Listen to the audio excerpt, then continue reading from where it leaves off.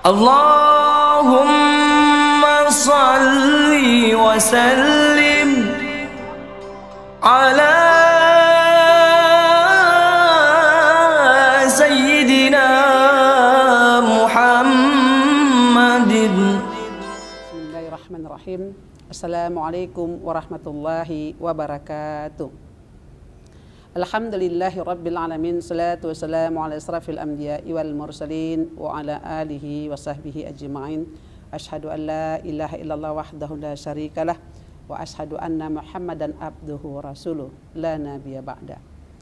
Puji dan syukur kita panjatkan kehadirat Allah Subhanahu wa taala yang telah melimpahkan rahmat dan hidayahnya, memberikan kita nikmat iman dan Islam, juga nikmat kesempatan kita bisa bertemu di media kali ini.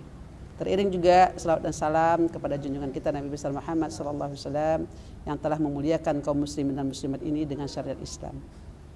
Kaum muslimin dan muslimat yang dirahmati oleh Allah, pada kesempatan ini kita akan membawakan tema tentang cinta kepada Allah dan Rasulnya.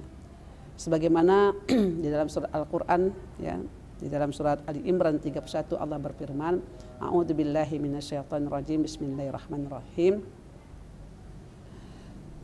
In kuntum tuhibbunallah fattabi'uni yuhibbukumullahu wa yaghfir lakum dzunubakum wallahu ghafurur rahim. Sadaqallahul azim. Sesungguhnya Allah, kalau engkau ingin dicintai oleh Allah, maka ikutin aku, Rasulullah Muhammad SAW. Niscaya Allah pasti akan mencintaimu, ya, dan akan mengampuni dosa-dosamu. Sungguhnya Allah itu Maha Pengampun lagi Maha Penyayang. Jadi makna cinta di sini adalah, makna cinta seorang hamba kepada Allah itu adalah cinta berikut dengan paketnya, itu Rasul, ya. Kalau cinta kepada Allah sekaligus cinta juga kepada Rasulullah. Kalau sudah kita menyatakan cinta kepada Allah dan Rasul, maka apa yang bisa kita lakukan adalah dengan mentaati apa yang diperintahkan oleh Allah dan Rasul.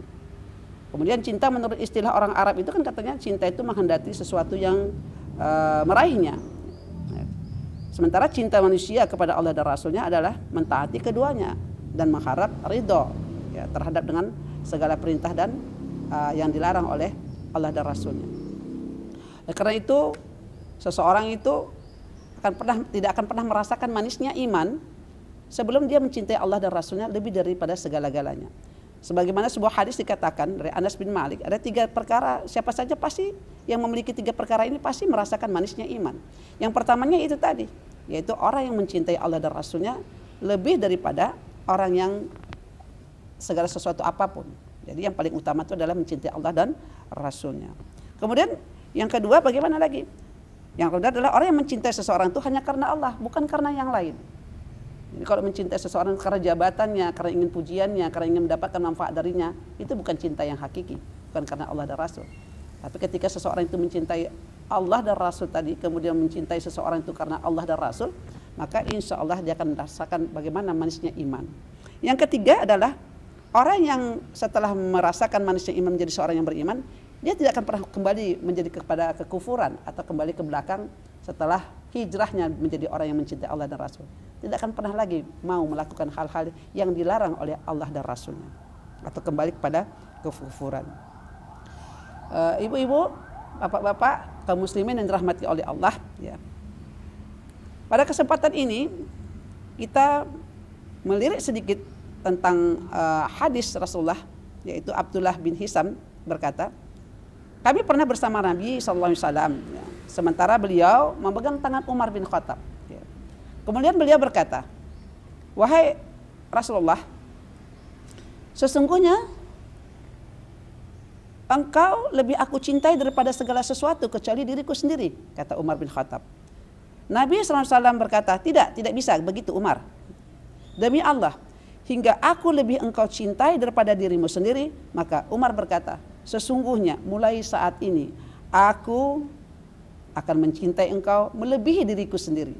Kemudian Rasulullah SAW bersabda, sekarang engkau sudah benar wahai Umar. Ini hadis riwayat Bukhari. Saudara-saudaraku rahimakumullah, pada kesempatan ini kita memaknai cinta kali ini bukan cinta yang palsu. Berapa banyak orang mengatakan cinta kepada Allah dan Nabi-Nya, tapi dia tidak mau menuruti syariatnya. Padahal Allah sudah menjanjikan orang yang mencintai Allah, ya, mengikuti Rasulullah, maka sudah disediakan ada surga seluas langit dan bumi. Untuk itu syariat itu yang Allah datangkan buat peraturan kehidupan manusia layaknya. Perintah-perintah Allah dilakukan, perintah-perintah Rasul dilakukan dalam bentuk syariat itu, maka sudah disediakan surga seluas langit dan bumi bagi orang-orang yang taat kepada syariat itu tadi. Maka dalam Al-Quran dikatakan wasari'u ila maghfiratin min rabbikum wa jannatun arduha samawati wal ardu uiddat lil muttaqin.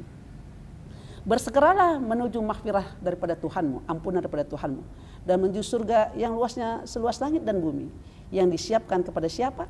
Kepada orang-orang yang muttaqin, yaitu orang-orang yang bertakwa. Kalau begitu bagaimana syarat takwa itu? Syarat takwa itu setelah orang beriman adalah orang yang melakukan segala sesuatunya itu memang sesuai dengan syariat. Koridornya adalah syariat, kemudian lakukan dengan seikhlas-ikhlasnya lillahi ta'ala, hanya karena Allah semata, sesuai dengan tuntunan syariat itu sendiri.